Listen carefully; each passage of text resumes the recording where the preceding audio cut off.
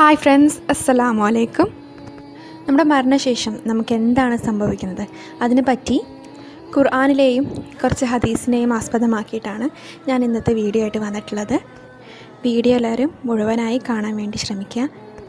ഞാൻ പറയാൻ പോകുന്ന കുറച്ച് കാര്യങ്ങൾ ഒരുപാട് പേർക്ക് അറിയുന്നതായിരിക്കും, എന്നാലും അറിയാത്ത കുറച്ച് പേരുണ്ടെങ്കിൽ അവർക്ക് കൂടെ അതൊന്ന് ഉപകാരമായിക്കോട്ടെ. അപ്പം മരണം എന്താണ്? നമ്മുടെ ആത്മാവ് നമ്മുടെ ശരീരത്തെ വിട്ട് പോകുമ്പോഴാണ് നമ്മൾ മരണം എന്നൊരു സ്റ്റേജിലോട്ട് കടക്കുന്നത്. അപ്പോൾ അതിനുശേഷം നമുക്ക് എന്താണ് സംഭവിക്കുന്നത് അതാണ് ഞാൻ ഈ വീഡിയോയിൽ ഉൾപ്പെടുത്തിയിട്ടുള്ളത്. നാം മരിക്കുമ്പോൾ നമ്മുടെ ആത്മാവ് അല്ലെങ്കിൽ നമ്മുടെ റൂഹ് ശരീരത്തിൽ നിന്ന് പുറപ്പെട്ടതിന് ശേഷം അതൊരുപാട് ഘട്ടങ്ങളിൽ കൂടെ കടന്നു പോകുന്നുണ്ട്. അപ്പോൾ അതിൻ്റെ ആദ്യത്തെ സ്റ്റേജ് എന്ന് പറയുന്നത് നമ്മളിൽ നിന്ന് വിട്ടുപോയ റൂഹ് നമ്മുടെ ഖബറിലേക്ക് വീണ്ടും നമ്മുടെ ശരീരമായി യോജിക്കാൻ വേണ്ടി വരും. ആ സമയത്ത് നമ്മുടെ റൂഹിന് നമ്മുടെ ഖബറടക്കുന്നത് കാണാൻ പറ്റും. നമ്മുടെ ശരീരം നിലത്ത് കിടക്കുന്നതും നമ്മൾ അടക്കം ചെയ്യാൻ ഒരുക്കുന്നതും എല്ലാം നമ്മൾ കേൾക്കുന്നുണ്ട്, നമ്മൾ അറിയുന്നുണ്ട്. അപ്പോൾ ഇനി ഈ സമയത്ത് നമ്മുടെ ഖബറൊക്കെ റെഡിയാക്കി കുറച്ച് പേര് നമ്മളെടുത്ത് നമ്മുടെ ഖബറിലേക്ക് വെക്കും. ആ സമയത്ത് നമ്മുടെ റൂഹ് നമ്മുടെ ശരീരമായി വീണ്ടും ഒന്നിക്കും. ഇനി നമ്മുടെ പ്രിയപ്പെട്ടവർ, സുഹൃത്തുക്കൾ ഓരോ പിടി മണ്ണ് വാരി നമ്മൾ ആ ഖബറിലിട്ട് മൂടാൻ തുടങ്ങും. ആ ഓരോ പിടി മണ്ണും നമ്മുടെ ദേഹത്ത് വീഴുമ്പോൾ നമുക്കത് കറക്റ്റായി ഫീൽ ചെയ്യാൻ പറ്റും. ഇനി ആ ഖബറിൽ നമ്മൾ ഒറ്റയ്ക്കാണ്. നമുക്ക് ബോധമുണ്ടാവും ആ സമയത്ത്. നമുക്ക് പ്രിയപ്പെട്ടവർ, നമ്മുടെ കുടുംബം, നമ്മുടെ സുഹൃത്തുക്കൾ എല്ലാവരും കുറച്ച് നല്ല വാക്കുകളും ദുആവും ചൊല്ലി അവിടെ നിന്ന് പോകും.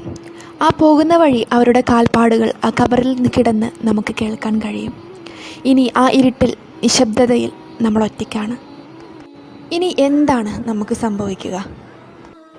ഏഞ്ചൽസ് ഓഫ് ഗ്രേവ് എന്നറിയപ്പെടുന്ന 2 മലക്കുകൾ മുൻകർ ആൻഡ് നാക്കിർ നമുക്കരികിലേക്ക് വരും.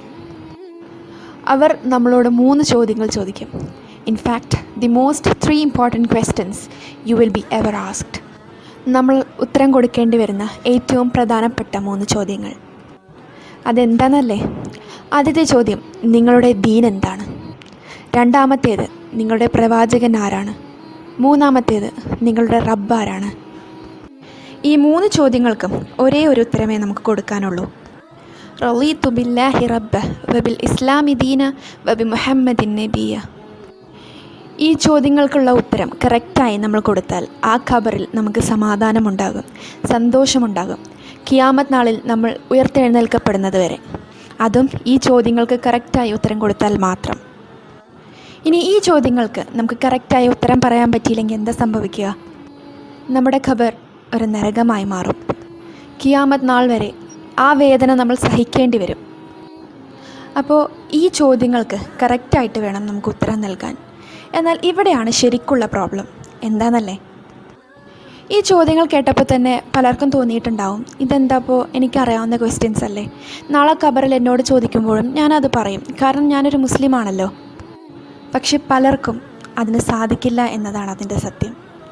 ഈ ഉത്തരം നൽകുന്നത് നമ്മുടെ നാവോ അല്ലെങ്കിൽ നമ്മുടെ ബുദ്ധിയോ അല്ല, നമ്മുടെ ഹൃദയം കൊണ്ടാണ്. നമ്മുടെ ഹൃദയത്തിൽ എന്താണ് ഉള്ളത് അതായിരിക്കും ആ നിമിഷം നമ്മൾ പറയുന്നത്. നമ്മൾ റബ്ബിനോട് പ്രാർത്ഥിക്കാതെ, നിസ്കരിക്കാതെ, ഖുർആൻ മനസ്സിലാക്കാതെയാണ് നമ്മൾ ജീവിച്ചിരിക്കുന്നത് എങ്കിൽ 100% ഷുവറാണ് നമുക്ക് ആ ക്വസ്റ്റ്യൻസിന് ആൻസർ ചെയ്യാൻ പറ്റില്ല. അതിനാൽ നമ്മുടെ കഴിവിൻ്റെ പരമാവധി ഇസ്ലാമിനെ അറിഞ്ഞ് ജീവിക്കാൻ വേണ്ടി നമുക്ക് ശ്രമിക്കാം. ആ ഒരു ദിവസം മലക്കുകൾ നമുക്കരികിൽ വരുമ്പോൾ അവരുടെ ചോദ്യങ്ങൾക്ക് നമുക്ക് കറക്റ്റായിട്ട് ആൻസർ ചെയ്യാൻ പറ്റണം. അതുകൊണ്ട് ഇസ്ലാം നമ്മുടെ മനസ്സിലോ അല്ലെങ്കിൽ നമ്മുടെ അധരങ്ങളിലോ മാത്രം ഉണ്ടായാൽ പോരാ, നമ്മുടെ ഹൃദയത്തിൽ കൂടി ഇസ്ലാമിൻ്റെ പരിശുദ്ധി ഉണ്ടായിരിക്കണം.